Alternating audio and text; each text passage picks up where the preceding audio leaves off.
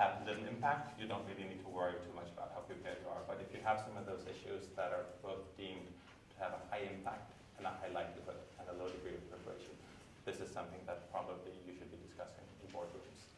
We at the Global Maritime Forum, we also use this survey to really scope and identify what are the issues that we want to discuss at our summit. So I think in the discussions we'll have over the coming 2 years, they're heavily influenced by the input from industry leaders. We'll have those discussions. Okay, and Marcus, can you explain or talk a little about the focus of this year's Global Issues Monitor? Yeah, so I mean, every year we like to dig out 1 or 2 key issues that we want to focus on. And I think with everything that's going on in the world right now, and you've got to look at COP just around the corner, the really big thing for us is going to be climate and climate change and climate ambitions within the maritime industry. So the big focus that we've had this year and then the deep dive, which is what we refer to, the sort of project within this particular issues monitor, is around climate change. So we'll come on to that towards the end of this session. Okay, and for this year's issues monitors, there's a number of top issues, namely decarbonization and other environmental issues to come to the forum. Talent shortages that looms in the background, and also digital issues that re-emerge as a priority this year. And of course, economic and geopolitical issues overshadowed. Richard, can you explain to us what the Global Maritime Issues Monitor tells us about decarbonization and other environmental... Well, good morning, everyone. I have to say how much nicer it is to be sitting here in a room with you as opposed to doing it over Zoom, which the 3 of us were in our respective houses last year. So the main issues in the survey that touch the theme of environment are decarbonisation of shipping, failure of climate change mitigation and adaptation, new environmental regulation, and where appropriate, pandemics.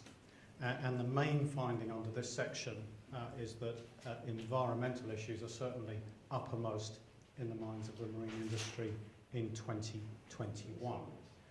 In terms of environmental impact, we see environmental and climate change issues topping the list of concerns. It is notable that out of 5 environmental issues and questions in the survey, 4 of them can be found in the top 6 global issues for impact. And for the first time, decarbonisation of shipping is seen as the most impactful issue facing the industry, followed closely by environmental regulation. And the failure of climate change mitigation has also risen in the survey 2 spots from 8th last year to 6th this year. In terms of environmental likelihood, the broad implication of decarbonisation, I think we conclude, extends to concern around fuel price increases, which has moved from 10th place in 2021, which has moved, to 10th place from 15th last year. And I think maybe that reflects a concern that the industry is bracing itself for the impact of new and more costly zero-emission fuels. New environmental regulation retains its #1 spot in terms of likelihood to happen, with decarbonisation a close second. So that's decarbonisation again has moved up, in this case from 6th last year. In terms of preparedness, this is perhaps where the worries exist. Sustainability and environmental related issues score high on impact and likelihood, but low on preparedness. And respondents said they did not feel very well prepared for the industry in terms of the industry's preparedness for failure of climate change mitigation. And I think as a reflection of all that, societal demands for sustainability have also risen in the survey index. It's worth noting in passing, I guess perhaps unsurprisingly, that respondents felt relatively better prepared for pandemics. I'm sure that's down to the experience of this one that we've been going through. And it's worth just reminding you that this is actually only the second year in the longer running survey that we've listed pandemic as an issue. But it's that the respondents have still placed it fourth in terms of the list of issues ranked according to potential impact. And what about the important question of workforce and skills issues? What does the Issues Monitor tell us about that? Well, it's not as prominent as the environmental issues, but nonetheless, workforce and skill shortages do rank higher in terms of impact and likelihood in this year's survey relative to last year's. And the respondents also felt that the industry was perhaps less prepared to manage these issues. So overall, the impact and likelihood of workforce and skill shortages is felt to have increased. And I guess there's little doubt that that is an outcome of the crew change crisis that has been going on. Perhaps there are other factors as well. And I think the longer the crew change situation remains, the more impact it's likely to have, not only on individual seafarers, but on the global economy. And of course, we can be thoughtful here about the experience of workforce shortages onshore as well as on board ships. Thank you. And if we turn to you, Marcus, can you talk a little about what the monitor tells us about the digital issues? Yeah, so if we look at this in probably 4 different buckets, you've got things like automated technology, big data, cyber and data theft, as well as artificial intelligence. So we sort of lump those together as being the digital elements of the survey. And interestingly, I suppose automated technology, maybe because of the pandemic, is one of those areas where the respondents feel at the moment they're least prepared for. So we're talking about autonomous ships, and maybe that, because of what we've seen with the environment and the way that everybody's attacking that particular issue, has probably taken a slight back step, if you like, in terms of where it's got to. So low on impact, low on likelihood. But the key thing I think that's coming out of this is around cyber and data theft. It's moved up from 5 to 7 in terms of its impact, and from that perspective, with big data and artificial intelligence, it's clearly a big concern for the maritime community. And it's more impactful, it's more likely, and cyber's now a top 3 risk in terms of likelihood, and it's second in terms of lack of preparedness. So, I think that the maritime industry, is really going to have to take a very serious look at how they deal with cyber going forward. It's clearly of major concern, and so we'll just have to see how things develop, I think, over the next few years. In almost every industry has seen a rise in digitalisation, and maritime is no different. I suspect that the pandemic has probably increased adoption, if you like, in terms of digitalisation, and so with that increased digitalisation comes more exposure to cyber and cyber attacks. So again, from our perspective and what we've seen out of the survey is this really coming to the fore as we progress through it. So I think, in summary on this piece, cyber being critical, the maritime world's going to have to take a much more, rather than a simplistic view on it, I think a much more detailed view and a deeper dive on how they attack cyber and data theft going forward. And Marcus, with the environmental and decarbonization issues on the top of the list, what is the status of the economic and geopolitical issues in this monitor?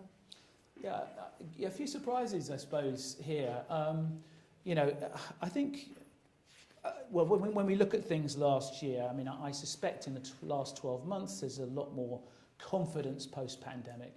And so the economic issues are becoming less of an importance perhaps for maritime institutions. So that's sort of moved down from its number 1 spot as being a big issue going forward. So, the perceived likelihood's down from 2nd place to 11th. That's a really significant drop from what we saw this time last year. And I think everybody feels like they're better prepared for it. Again, second to fifth in our 2021 survey. So, that whole issue around economic issues is probably one that is less concern going forward. On the geopolitical side, it's geopolitical tensions are probably the area that received the highest score, and perhaps that isn't a surprise going forward. I think that people are concerned about perhaps US-China relations and the impact that can have on the global maritime world. The other issues that come out of this are things like failure and shortfall in infrastructure. And again, we think that might be influenced by what happened in the Suez Canal with the Ever Given earlier on this year. And perhaps, with some of the things that have been happening in the US West Coast ports and China ports in terms of the inability perhaps of the global infrastructure to deal with the increase in global trade. And there has been, I suppose, a fragility that's been exposed a little bit in terms of infrastructure that is something that seems to be coming out of the survey as we go through it. We talk about supply chain an awful lot in this world, and certainly that's something that the maritime world's had to face over the last year. So no real change there in terms of perceived likelihood of more concerns around that, but certainly it's something that we're very keen to keep an eye on as we go through this process. Thank you. Okay. Turning to you, Casper, what does the Issues Monitor find in the deep dive on climate policy and on maritime transport? Thank you very much. So we decided to make the deep dive this year focus on the policy that are related to decarbonization. I think it's been a growing consensus that to really accelerate the decarbonizing of shipping and make zero-emission shipping commercially viable, we need policy support. We structured the deep dive around 4 potential policy tools, and then we asked each of those tools, both in the context of global regulation and also in the context of national and regional regulation. And I think when looking at the results, what came out very, very clearly was that the issue that our respondents thought would have the biggest impact on driving decarbonization is a global price on carbon. I think you've heard a lot of industry associations and other stakeholders come out very strongly calling for this. So that is the single most powerful tool in the toolbox. When we then look at the regional version of this, respondents say it will have less impact, but we think it's more likely. And of course, I think this is closely related to all of the actions done by the EU, the proposals that came out this summer, and that we also, when we did the survey in April and May, were already underway. So global is definitely the one with the most impact, but in general, regional, national is more likely based on the respondents we got. The second most important policy in terms of impact is a global fuel mandate. So basically rules that set specific targets for the carbon intensity or the GHG intensity of shipping. That is the second most powerful tool to drive decarbonization. I think what we see in the responses from some of the experts that are commenting on it is that while this might be helpful in reducing GHG emission, it doesn't solve this issue around how to ensure that the transition to zero-emission shipping is just and equitable, whereas a global carbon levy actually raises funding that could be invested also to make sure that developing countries are part of this transition. And that comes out quite strongly in the respondents, that there is a need to think about creating a just and equitable transition, especially if we're looking to have that global regulation that preserves the level playing field, and that will be the most impactful in driving shipping decarbonization. Also quite interesting that the question around subsidies, whether governments will be willing to subsidize the rollout of zero-emission ships and fuels, and respondents both find these less impactful compared to the more kind of stick tools that in the policy toolbox, and also less likely. And again, very much the regional seem to be more likely, and I think that's probably related to the fact that we do see national governments, a regional association like the EU, coming out in support of the deployment. So we also see this in Asia, with both in Japan, South Korea, China, as well as in Europe and other places. So we are seeing these, but whether we're able to see that at the global scale is considered less likely. The final question we asked respondents in this deep dive was, what would be the impact if the IMO adopted a zero or net zero in 2050 target for international shipping? And back at the time when we asked this, it was considered to have a very significant impact. Actually, in terms of impact, it's the number 2 after a global carbon levy. But at the time, it was considered fairly unlikely. I wonder if we ask the same question today, after we've seen John Kerry, a number of governments coming out, ICS also submitting to the IMO, together with a number of governments, this call to get to zero in 2050, and also the call to action that we helped launch and will be delivered to UK COP presidency later today, calling for that target. I wonder whether that likelihood score would be different today. That would be my personal take, and I think it also just shows how quickly the decarbonization debate is moving, both on the industry side and also the policymaker side. So I think when we come into COP in two weeks' time, it'll be interesting to see what governments are coming out and saying, and you probably noticed the UN Secretary General a couple of weeks ago calling out and calling on the IMO to adopt exactly those targets. So it'll be interesting to see if governments respond both at COP but also at MEPC 77 later in November. Thank you. So we have time for some questions, if anyone have something further to ask about. Maybe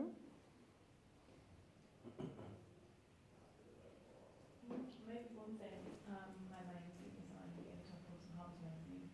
Kind of following up from what you just said, that going into the NPC 77. I think last time at the NPC we sort of saw quite a split between developing and developed states when it comes to market-based measures. Maybe could you talk about how we could get out of this, well, somewhat of a standstill that I think we've kind of come to bring this forward and actually come up with some measures? I think it's a really good question, and I think and a really important question. One of the things we had a lot of discussion around in our virtual sessions last week in preparation of the physical summit was exactly that question.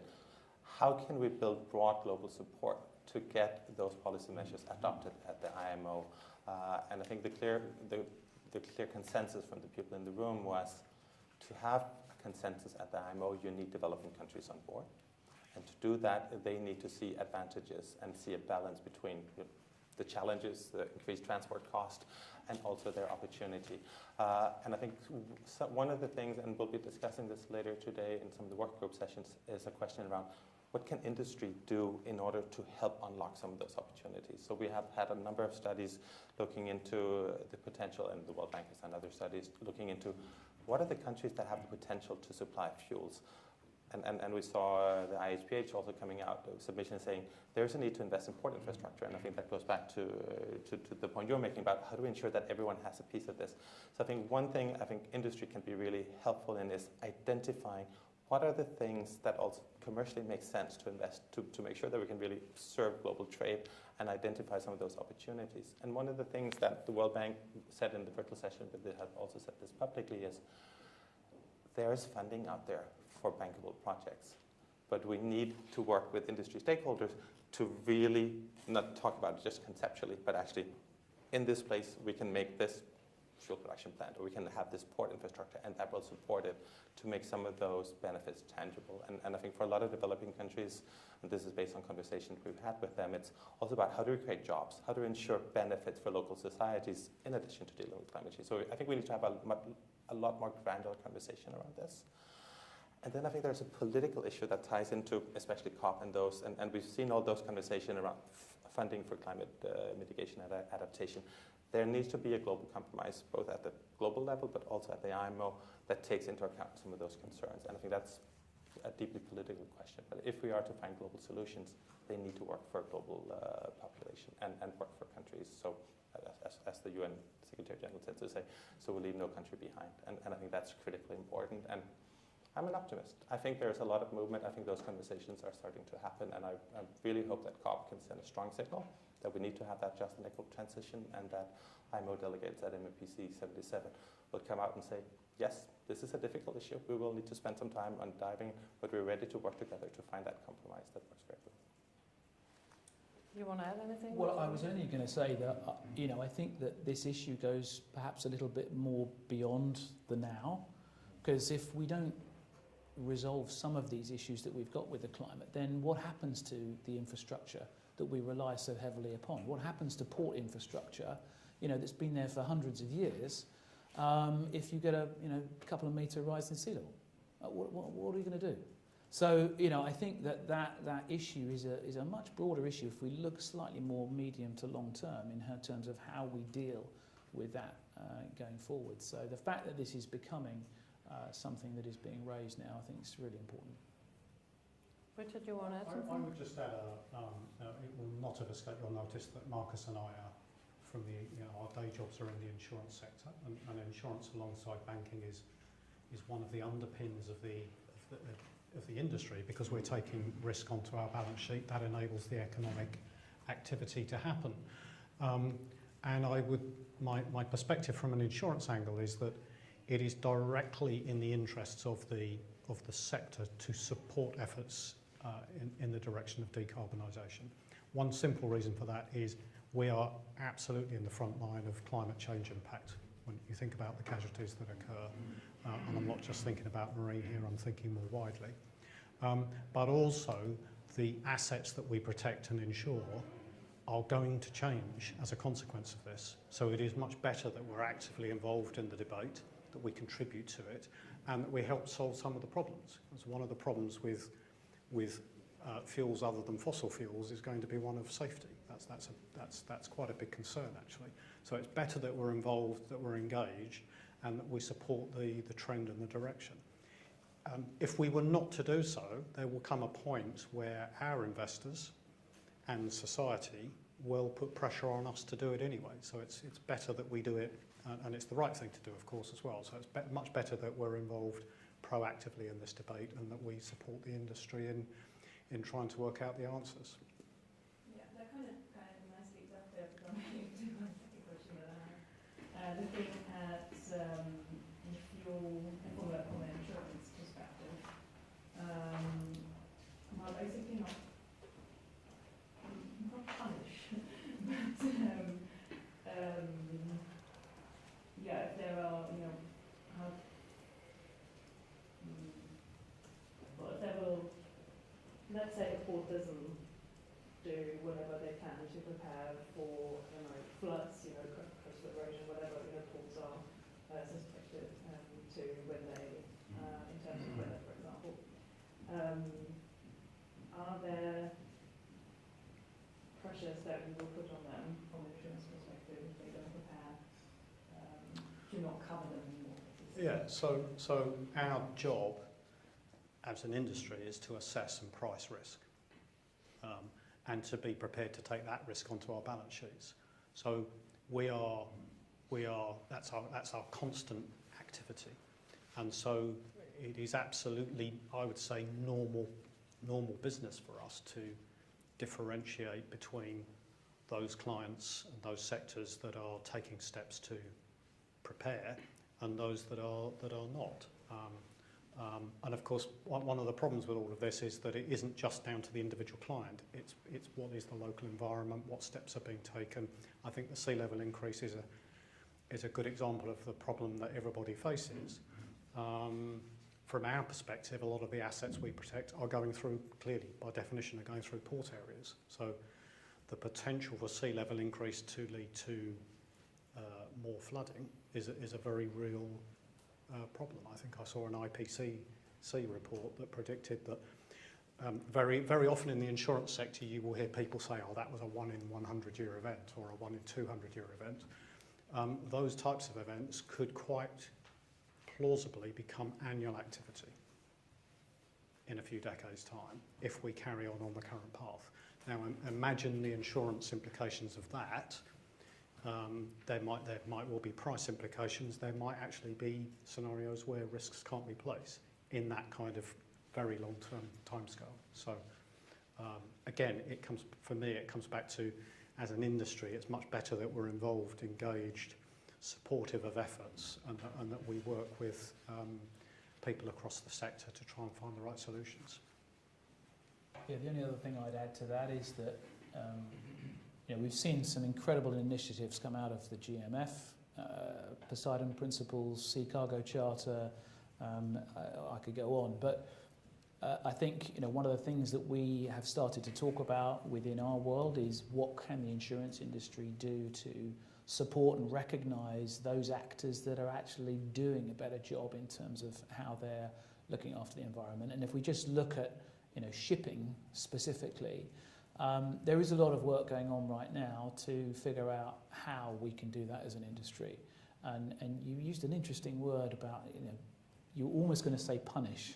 And, I think we have to be very careful about that. I think it's more about recognising those organisations that are actually moving in a positive direction, which in a way is exactly what the Poseidon Principles have done, and that's been an incredible initiative. So, different dynamics for us as an industry, and you've only got to look at the P&I world to recognise that, if you've got 90% of the world's shipping in there, I think because of its mutual nature, there's almost an obligation to make sure that somebody is there to pick up the pieces when things go wrong. So we have to be very careful about how we balance this need to try and recognise the positive efforts that people are taking. But work's going on. Thank you. Any further questions to the Jonathan?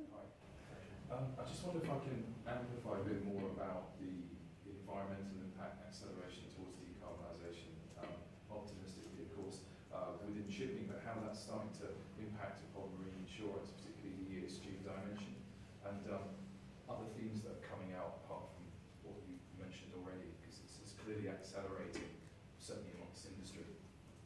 I think it is. You attended our recent IUMI conference, and we had 14 workshops on ESG matters. At our equivalent conference 3 years ago, we had one. Right. Now, that's a very simple indication of the degree to which the sector, I think, is really starting to think much deeper and harder about the issues that are coming. And I don't want to underestimate some of the challenges that will bring. I mean, if we think about shipping today, pretty much every vessel on the planet is fueled by fossil fuel, vast majority anyway. If we think ahead to the future, are we going to have that same commonality of fuel propulsion, or are we actually going to see different fuels for different types of, or different methods of energy generation for different types of ship, for different types of trading?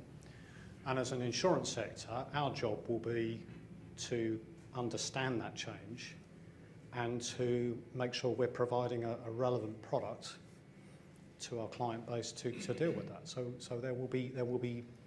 It's a small example of the kind of knowledge we will need to gain to continue to provide the product that we always have.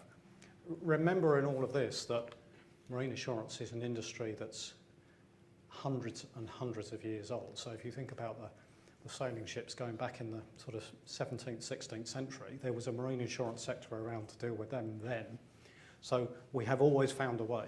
And Caspar, you said you used the word optimist. I would say the same, that I am absolutely convinced the insurance sector will find a way to support the industry in taking the steps it needs to take.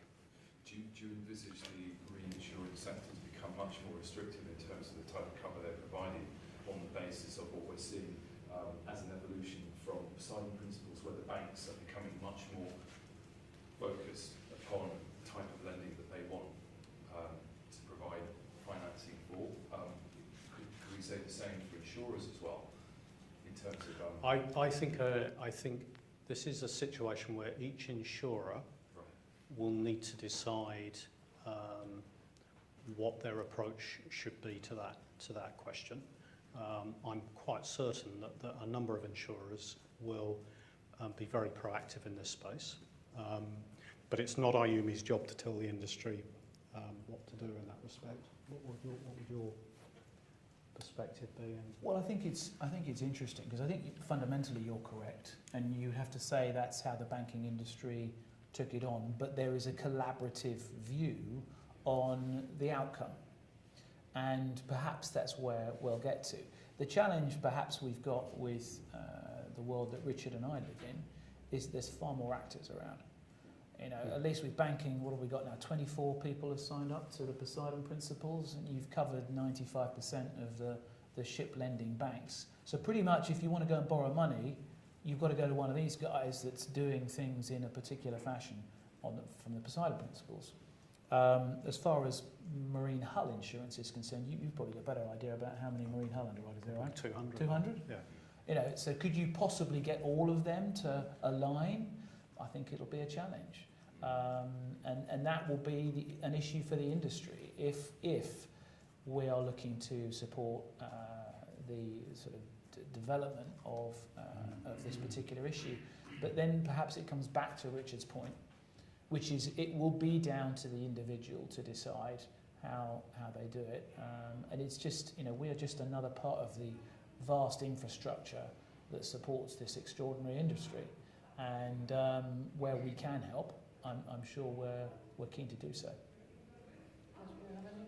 And I think you mentioned the word collaboration, I think also in the context of the Poseidon Principles, because I think one of the things that those initiatives help create incentives to is to actually get closer to your client and understand what are you doing, what makes sense. And because the more focus we get on Scope 3 emissions, the closer you need to get to your stakeholders, and you need to have those conversations, and as you say, Richard, to help work together to make the transition feasible. So I think we'll see a lot more collaboration and discussion, because it's not a one-size-fits-all product that you can just price. Yeah, also, we don't operate on our own.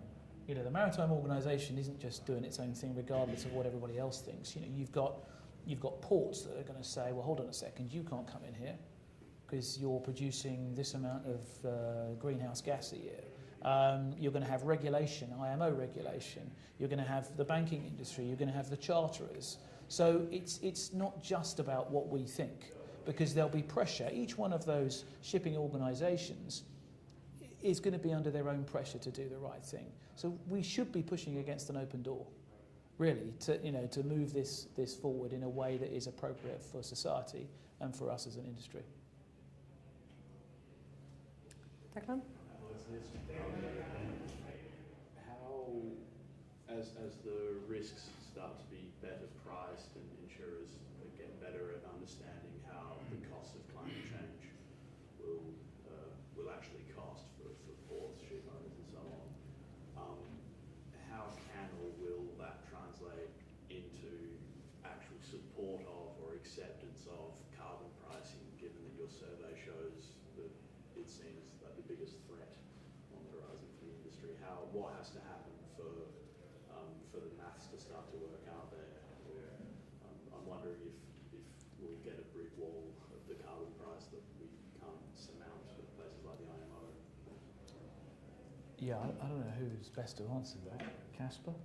Well, I think what we've seen, and we've seen this in consecutive GMF summits, I think the industry, and I think also with the call to action, the ICS submissions, I think there is an understanding that as long as everyone has to pay the same, it works. I think the big concern is if you get different rules for different operators, because that really makes it hard to operate a global business. So I think that's, and again, I think going back to what is the risk of inaction.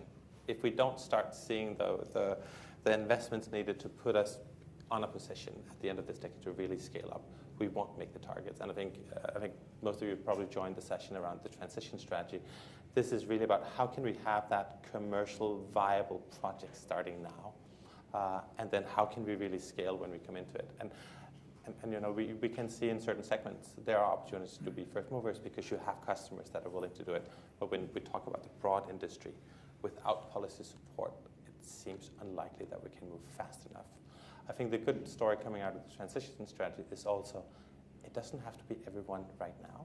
it has to be because we don't have the fuel supply, we need to test the technologies, and maybe some governments are more inclined to support that first mover, but we need to see action starting now to allow us to scale. And I think if you reinvest some of the funding being raised through a carbon levy, it's actually not that much money we would need to raise in order to do this. So if you take a carbon price of $200, which has been put out in the demand, and then you say, we need 5% zero emission fuels by 2030, so 5% of $200. What's that? That's $10 per ton of CO2. So there is actually ample opportunity, if the political will is there, to support us, to bring us into that position. And it's pretty urgent because we don't have a lot of time. Climate change is here, and I think looking from our conversations with the industry, listening to Marcus and Richard and all the signatories to the call to action, there's a willingness to move, but it needs to be able to work on the market. It has to be commercially viable, and we need policy support to make that happen. Thank you. Anyone else? I think we have time for another question, really short, otherwise we'll wrap it up here. Just a quick one on the geopolitical themes coming out. You mentioned China. What are the other ones, and how is that likely to impact upon shipping industry and marine insurers as well? Well, I mean, personally, I think we've got country issues, so we've got the US-China axis issue and how that all plays out. I just wonder whether we're going to start to see more localized society issues. So, I mean, we've only got to look at what's happening in Sudan in the last week. You know, those sorts of issues and Afghanistan would be another example. I mean, it's not it's a landlocked state, so a little bit challenging from our perspective in terms of maritime issues, but my point is around that society issue. So, you know, we could see some of those localized issues that create challenges for the global maritime world. I mean, look, it's global. You know, ships travel all over the world, regardless of country boundaries. So, you know, we have to be really cognizant of that. So that's sort of where I probably see that. I don't know, Richard, you got any other comments? Well, I think the rise in protectionism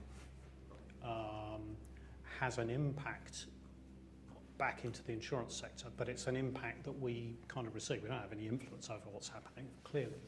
But clearly, if you get a rise in protectionism, that can quite easily lead to a situation where there's less trade volume. And the knock-on effect of that is probably less premiums coming into the insurance sector, but we're kind of on the receiving end of that activity. I think the longer-term question is, and what happens as a consequence of this rise in protectionism? Do we over time start to see a shift in where manufactured goods are being assembled, and that is not a complicated issue for marine insurers. We will always respond and be a reflection of where raw materials are going, where manufactured goods are being put together, wherever that is in the world. That's our job. So, but we're spectators in that respect, I think. Our job is to understand what's going on and make sure our product is relevant for the client that we're protecting. And maybe just going back to the point you made about extreme weather events becoming more likely, like the potential impact of climate change on migration, on droughts, and all of those things can also translate into geopolitical issues. So immigration, migration has been a key factor in a lot of the difficulties we're seeing, and can create a lot of tension. If we don't deal with climate change, it's highly likely that will drive more geopolitical conflict. So again, it just shows why climate change is on the top of the global agenda. Sorry, just to slightly add to what I said, of course there are pockets in terms of the question you asked where we have to be very attentive as insurers because of things like sanctions that are in place. So we're subject to the same sanctions rules as anybody else, so we have to be respectful of those. Thank you. Well then, thank you gentlemen for talking us through this, and we'll wrap it up for now. Thanks, Sophie.